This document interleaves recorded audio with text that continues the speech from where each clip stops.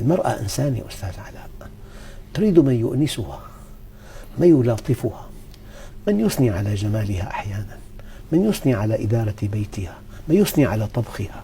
من لها غير زوجها؟ هل لها غير زوجها يقدر وضعها؟ أيام يذهب قبل شروق الشمس، يأتي الساعة 12 على الطعام والنوم.